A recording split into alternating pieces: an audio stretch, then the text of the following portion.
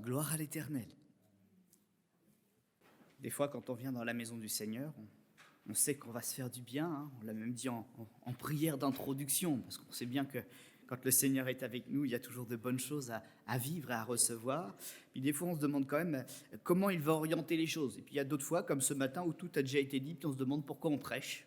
Parce que je suis exactement dans la même lignée que les chants, le témoignage qui a été donné.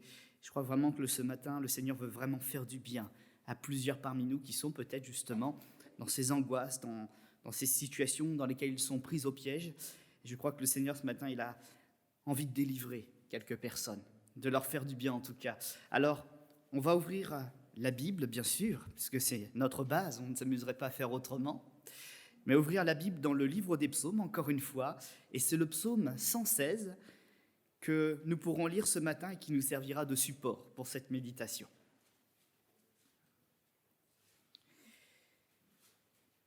Psaume qui nous a d'ailleurs servi cette semaine dans une petite cellule de maison, une cellule de prière.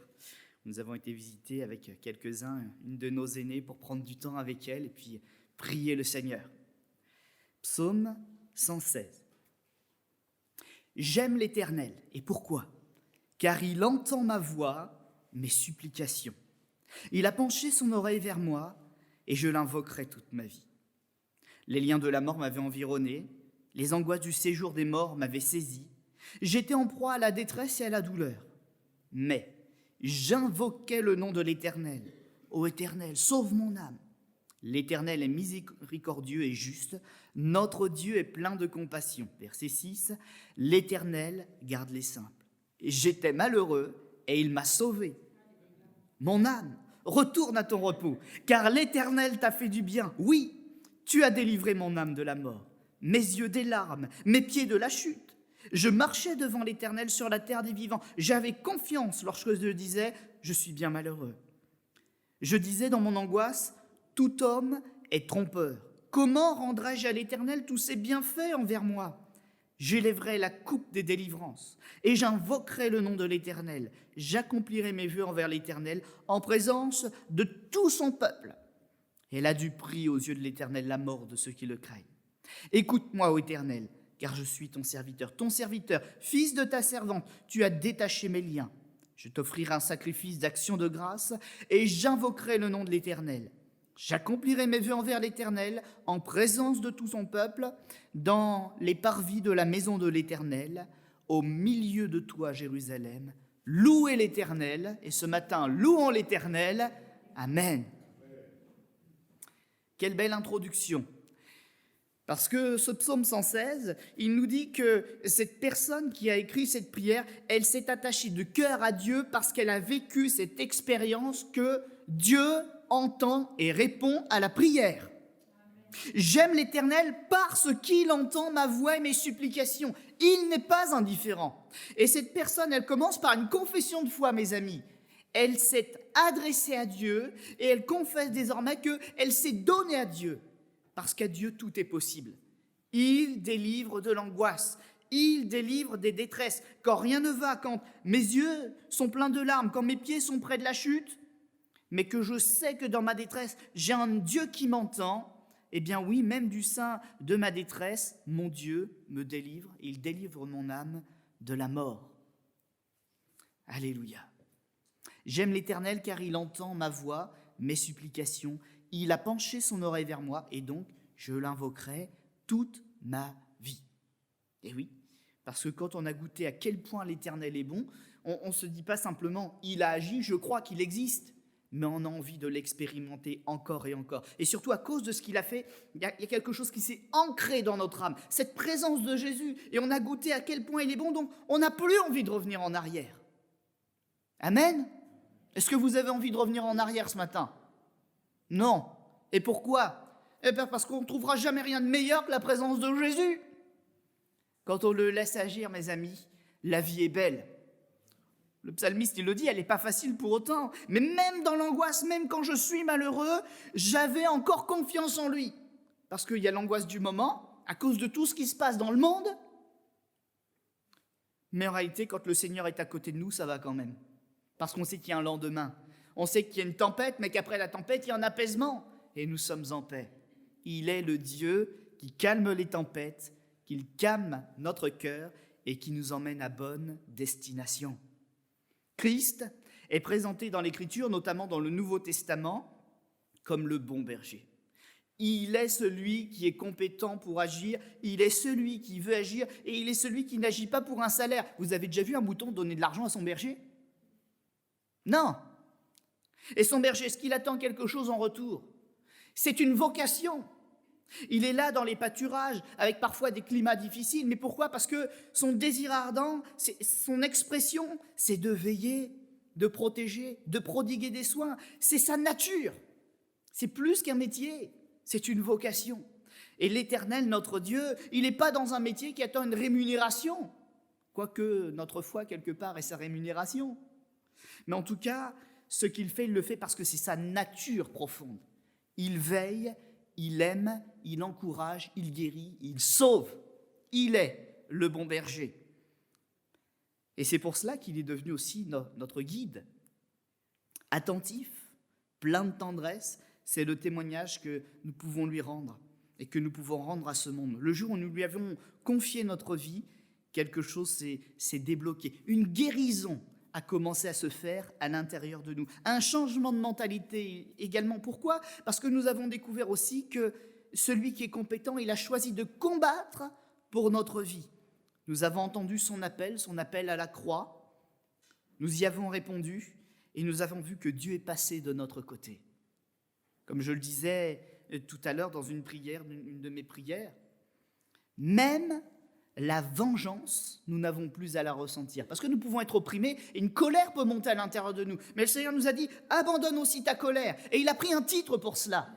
Je suis le Dieu des vengeances. Il s'est fait vengeance, il s'est fait justice, il s'est fait tout ce qui était nécessaire pour que nous, on n'ait qu'une position à prendre, c'est celle du repos, de l'attente de la foi et de la guérison. Alléluia. Notre Dieu a endossé toutes les pires choses, tous les pires sentiments, parce que lui, il y a quelque chose qu'il a qu'on n'a pas. Il a la maîtrise des sentiments, il a la maîtrise de toutes les directions. Et comme il sait que nous sommes encore fragiles, en tout cas pour ce temps sur cette terre, eh bien il nous épargne même ces choses-là. Abandonne tes fardeaux, abandonne tes colères, abandonne tes haines, abandonne ta propre justice, abandonne tes remords, abandonne tout à la croix et sois rempli du meilleur. La paix, la grâce, la félicité, toutes les bonnes choses que nous avons découvertes en Jésus-Christ. Et puis, le Seigneur ne se contente pas d'être un bon berger, vous savez, il a plein de facettes, des facettes extraordinaires. On ne va pas toutes les donner ce matin, parce que en fait, ce matin, ça ne suffirait pas. Mais on va parler aussi peut-être en quelques mots du fait qu'il a reçu toute autorité. Et ça, c'est extraordinaire aussi. Parce qu'il sait guérir, il sait soigner, il sait accompagner, il sait diriger, mais il a surtout la puissance aussi pour le faire. Il a reçu la domination sur toute chose par la victoire de la croix. Il a vaincu la mort, il a vaincu les artifices de la mort, il a vaincu même le diable qui nous a entraînés dans la mort. Toutes ces choses, eh bien, lui sont assujetties. Toutes les puissances, qu'elles soient de forme spirituelle, qu'elles fassent partie de l'équilibre élémentaire des choses, tout ce qui est lié à la vie et à la santé ou à la mort, il a le pouvoir de faire ce qu'il veut. Et vous savez ce qu'il veut ? Ce matin, c'est nous faire du bien. Et je peux revenir encore une fois à ce verset que nous avons lu, le premier que nous avons lu. Le Seigneur entend mes supplications. Ce matin, es-tu malade ? Ce matin, es-tu dans le doute ? Es-tu dans la confusion ? Es-tu simplement lassé par la vie ? As-tu une détresse, une souffrance que tu ne peux pas partager parce qu'un homme, une femme ne peut pas comprendre ce que tu vis ? Eh bien, viens à Jésus, parce que non seulement il peut comprendre, non seulement il peut sonder ton cœur, mais il a encore l'autorité pour déclencher quelque chose dans le ciel qui se produise pour toi sur la terre. Ce qu'il veut ce matin, c'est que tu te tiennes debout dans la victoire. Mais une victoire selon la volonté de Dieu. Ce n'est pas ton péché qui va justifier. Ce ne sont pas tes mauvais désirs ou tes attentes malsaines qu'il va justifier. Mais ce sont les volontés qui sont conformes à la volonté de Dieu, aux attentes de Dieu. Vous savez, Dieu n'a jamais donné une victoire pour qu'on retombe derrière. Donc il nous donne des choses qui sont des choses saines, simples, fondées. Peut-être que le problème est un problème avec un conjoint, une conjointe, mais lié à un divorce peut-être aussi, je ne sais pas moi. Mais le Seigneur ne va pas te remettre dans ton ancienne situation. Si tu penses que c'est ça qui te réjouira ou qui te redonnera un beau visage, qu'est-ce qu'il va faire le Seigneur?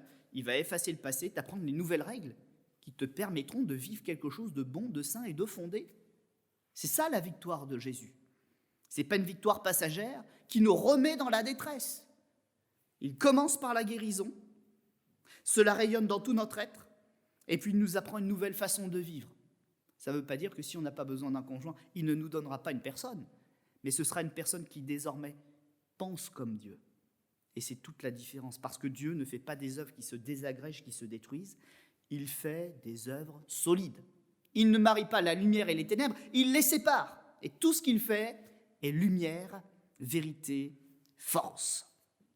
Et il a plu à Dieu de faire une chose pour nous ce matin.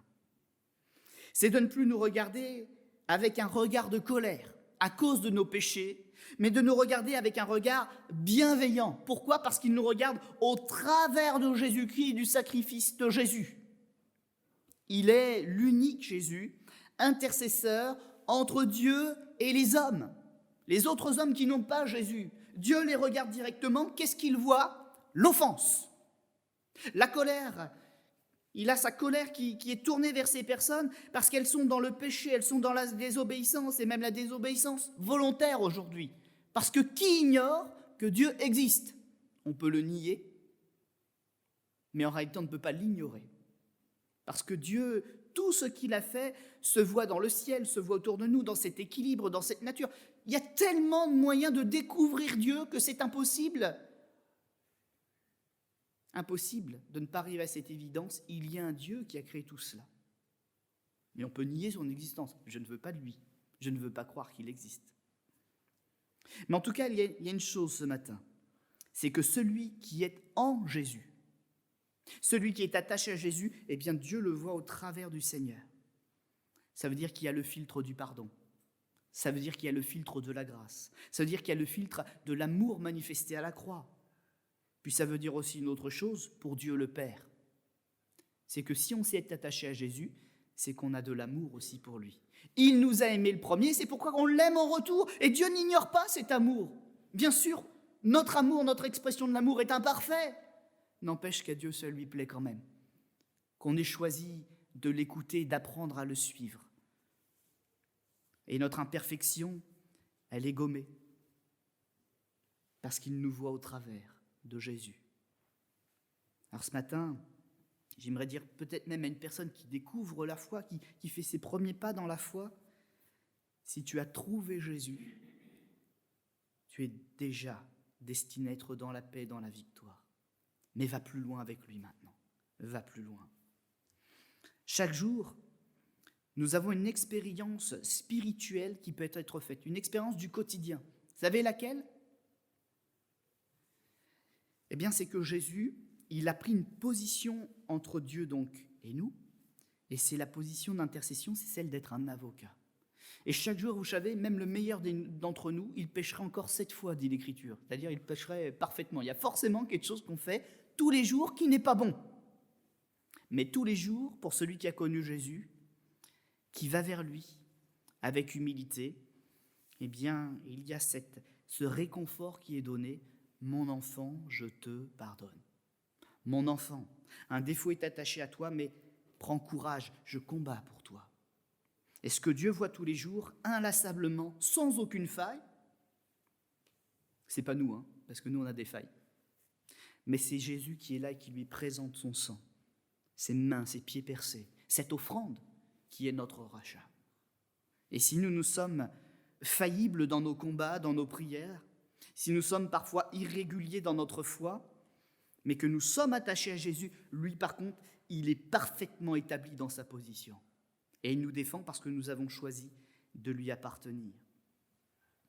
Au verset 3 du texte que nous avons lu, il est écrit « Les liens de la mort m'avaient environné, les angoisses du sépulcre m'avaient saisi, j'étais en proie à la détresse et à la douleur. » On voit bien que ça, c'était le point de départ de cette expérience spirituelle que cet homme a voulu faire. Il était dans cet état-là, et puis il a été expérimenté la prière, il a été expérimenté Jésus. Donc ça, c'est son ancienne condition, et elle n'était pas facile. J'étais dans les liens de la mort m'avaient environné, les angoisses du sépulcre m'avaient saisi, j'étais en proie à la détresse et à la douleur. Il était traqué, en proie, par la mort. Quand il se levait le matin, c'était pas de la joie et de la paix, il se levait la boule au ventre parce qu'il avait eu une nuit d'angoisse. Et quand il était dans sa journée, il se disait « mais qu'est-ce qui va encore me tomber dessus ?»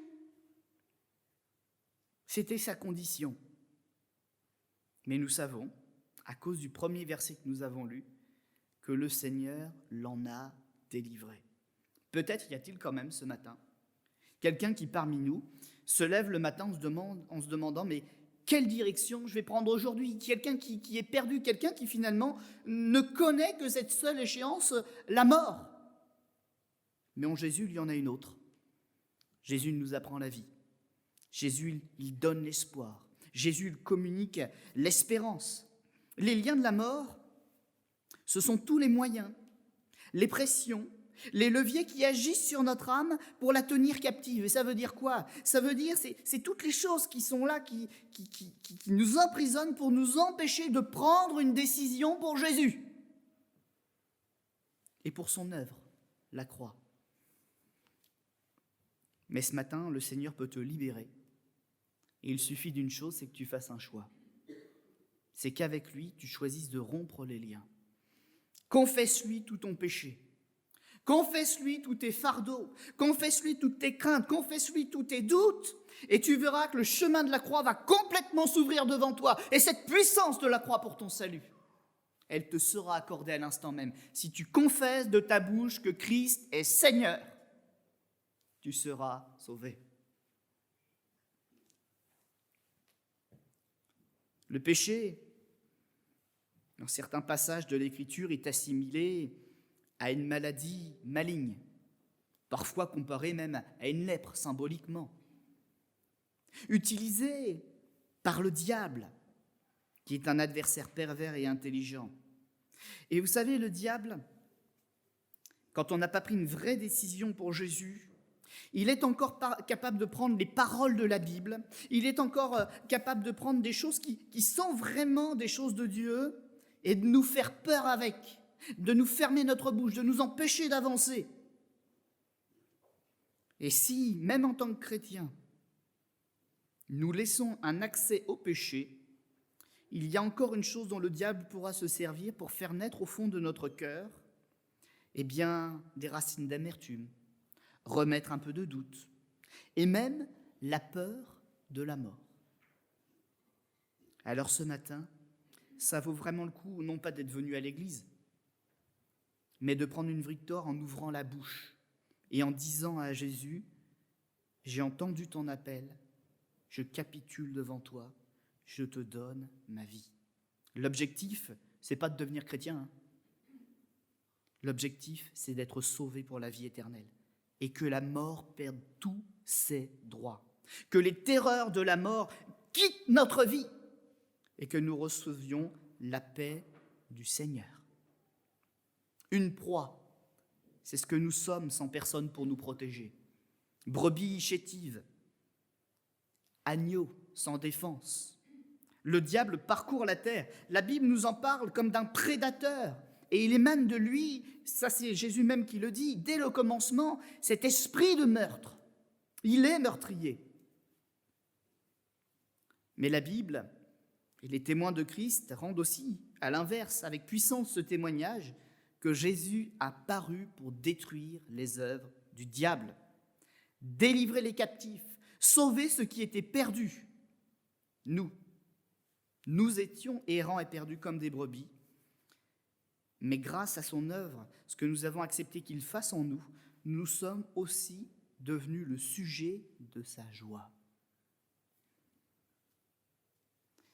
Je ne sais pas si parmi nous, il y a des gens qui ont quelques biens, et si ces biens leur procurent une joie particulière, Mais quand quelque chose nous procure de la joie, ou quand une personne qui est dans notre vie, qui partage notre vie, nous procure une joie par sa présence, on n'a pas du tout envie de la perdre ou de l'abandonner.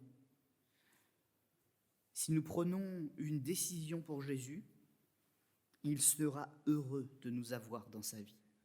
Et il y a une promesse qu'il s'engage à faire, c'est que jamais il ne lâchera notre main.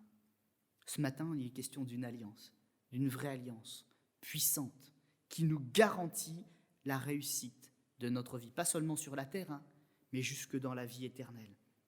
Celui qui tient notre main, il ne veut pas la lâcher ce matin.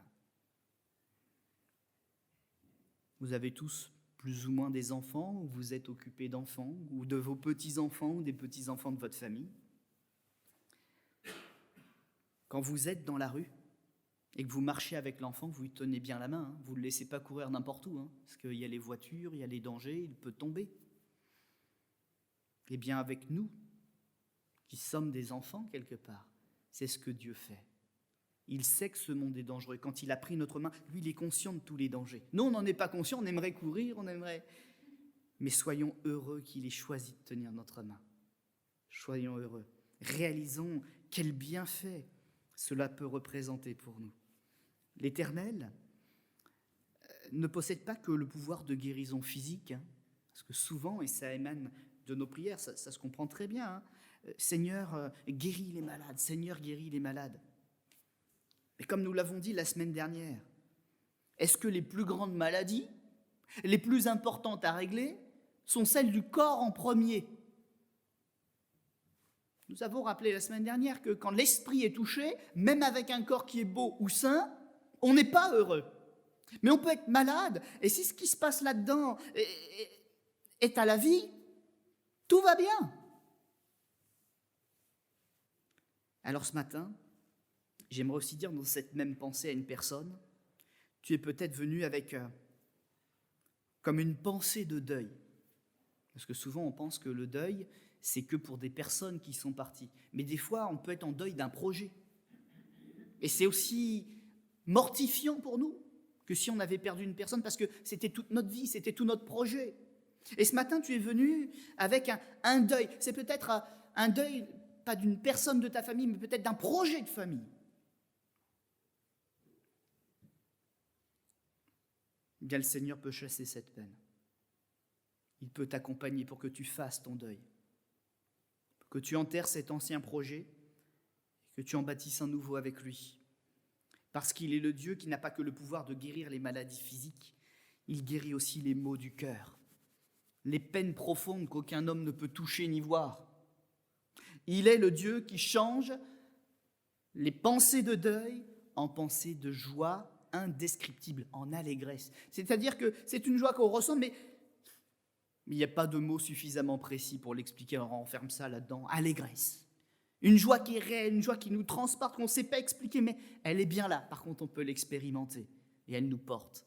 Et ton Dieu a ce pouvoir ce matin. Il veut prendre tes deuils, tes pensées de mort, tes échecs, et les transformer pour lui, avec lui, en nouveaux projets et en allégresse. Versets 4 à 6 et 7. « J'invoquais le nom de l'Éternel, ô Éternel, sauve mon âme, comme pour dire, Seigneur, t'es mon dernier espoir. » Mais c'était vrai, hein. « L'Éternel garde les simples. J'étais malheureux et il m'a sauvé. Mon âme retourne à ton repos, car l'Éternel t'a fait du bien. » Les simples, il n'y a pas que les simples, il y a plein d'autres versets dans la Bible.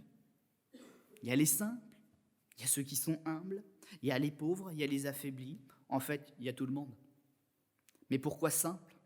C'est parce que du plus petit qui n'a pas tout compris, un simple enfant, jusqu'à l'adulte qui a de l'expérience, Jésus est capable d'agir. Il est capable d'entendre la prière de chacun. Jésus a même choisi de commencer par les simples, ceux qui veulent bien l'écouter et entendre ce qu'il a à dire. Il a voulu prouver son désintérêt par là de nos richesses. Dieu ne travaille pas pour de l'argent.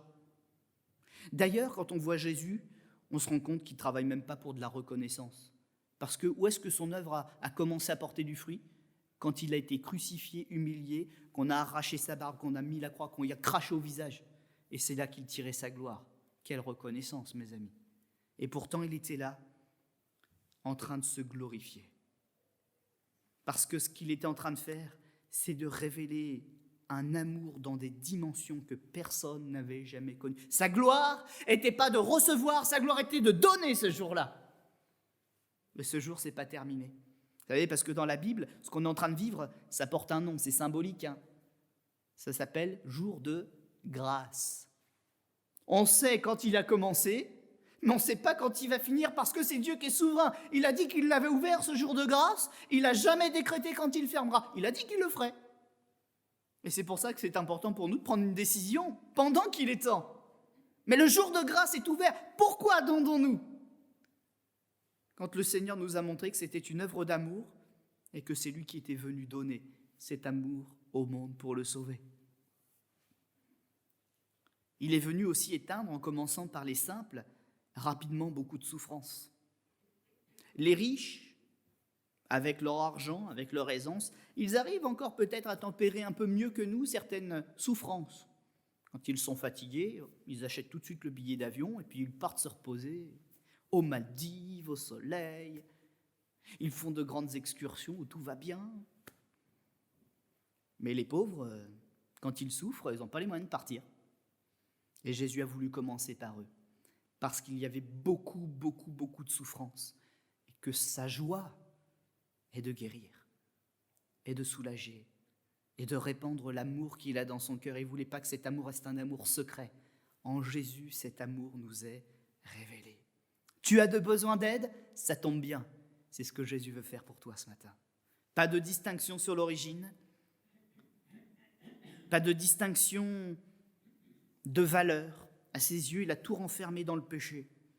Tous les hommes sont pécheurs, sont privés de la gloire de Dieu, donc il a choisi d'agir de la même manière pour tous. Venez à moi, vous tous qui êtes fatigués et chargés, je vous donnerai du repos.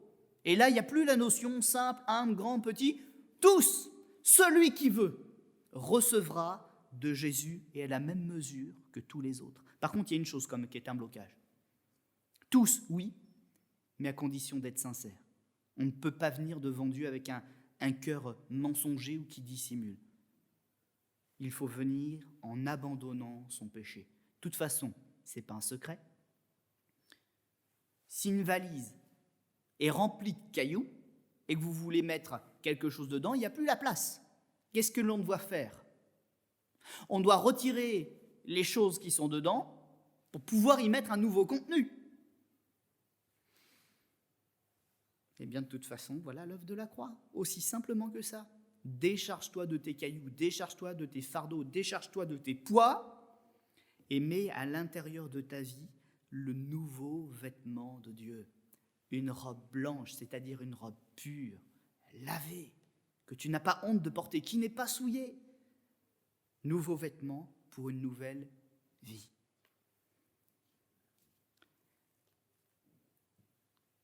Dans mon angoisse, dit le verset 11, j'en étais arrivé à cette conclusion, tout homme est trompeur. Et oui, on l'entendait tout à l'heure dans un témoignage qui était rendu. Ce n'est pas en s'attachant à un homme que tout ira bien, même si l'homme est bon. Parce que le jour où il plaira au Seigneur de le reprendre ou de l'envoyer plus loin, cette personne ne sera plus notre appui. Et de toute façon, mon salut, il dépend de ce que je vis avec Dieu. Ce n'est pas un homme qui doit être mon intermédiaire, ce n'est pas un homme qui doit être mon appui. C'est l'œuvre de Dieu, c'est Jésus qui doit être mon appui. Mais de toute façon, même si nous prenons appui sur le meilleur des hommes, on prend appui sur quelqu'un qui a une limite. Et quelqu'un qui, malheureusement, étant humain, peut s'écrouler, lui aussi un jour, commettre des erreurs ou nous décevoir. Il vaut mieux s'attacher sur Dieu, parce que lui ne déçoit jamais. Je terminerai donc simplement sur les versets 16, 17, 18, 19, mais je ne vais pas tous vous les citer. Simplement vous dire comment la personne qui a rédigé cette prière a choisi de servir Dieu après sa délivrance. Il a décidé de retenir pour honorer son Dieu, parce que maintenant c'est son Dieu. Il a choisi 4 actions. La première, au verset 16, ce serviteur désormais libéré, il a choisi de s'attacher au maître. Je suis ton serviteur, je suis ton serviteur. Vous avez vu dans quelles conditions il s'est mis? Je ne suis pas ton égal, tu n'es pas mon serviteur, je suis ton serviteur.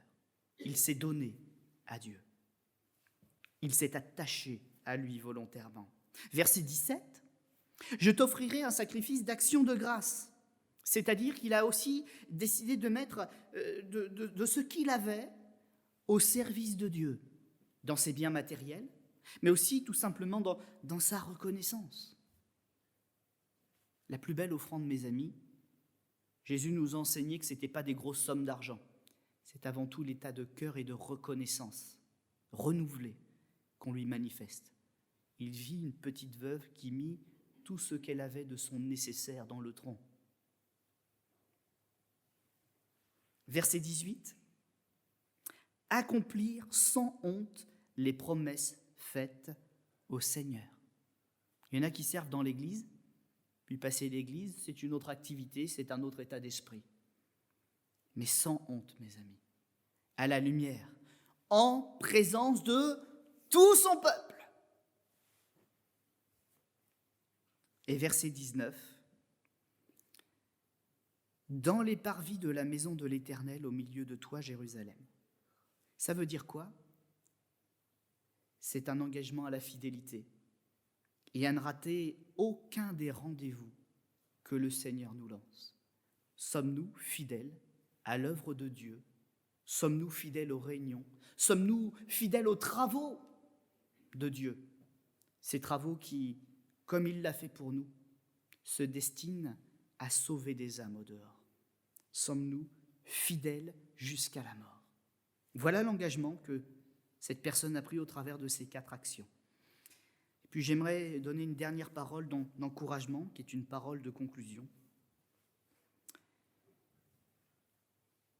Dieu s'est révélé d'une certaine manière au travers de Jésus. Il s'est présenté comme un père qui envoyait son fils. Et à son tour, il nous a appelés ses enfants. Ce matin, tu as un père. Le monde t'a peut-être abandonné, tu as peut-être tout perdu, mais il reste une personne très importante pour toi. C'est ton père, et tu es son enfant, et il t'aime. Alors on va incliner nos fronts un instant, et on va faire de cette parole, je pense, une réalité dans notre cœur. C'est du sein de la détresse. L'Éternel entend notre voix, notre supplication, et il est déjà en train de répondre parce qu'il a penché son oreille vers nous. Seigneur notre Dieu, merci ce matin, parce que nos yeux ne peuvent pas te voir, mais il y a une réalité, c'est que toi, tu nous entends parfaitement bien. Nous avons peut-être du mal à entendre toujours ta voix avec précision, mais par contre, quand tu agis, notre cœur, il est dans une allégresse et transporté parce qu'il sait reconnaître que c'est son berger qui l'a soigné, défendu, encouragé, guidé. Oh Seigneur, c'est vrai que mes sens humains parfois peuvent me tromper. Je ne peux pas te toucher, mais je sens quand tu poses ta main bénie sur ma vie. Alors ce matin, je ne veux pas ressentir à la manière humaine par des touchés, des sensations, mais je veux vraiment que ce soit quelque chose qui vienne de la foi. Je veux que ce soit une visitation spirituelle qui touche mon être. Je veux être visité, je veux être touché par Dieu et être convaincu par lui que mon combat est aussi le combat de Dieu pour mon salut. Alors Seigneur, tu passes dans les rangs ce matin. Tu fais du bien à ceux et celles qui sont dans l'angoisse, qui sont dans le doute, qui sont dans l'attente, qui sont dans la compréhension, qui sont peut-être aussi tout simplement dans la joie, parce que tu veux aussi partager nos joies. Seigneur notre Dieu, partage notre vie, comme toi seul sais si bien le faire. Amen.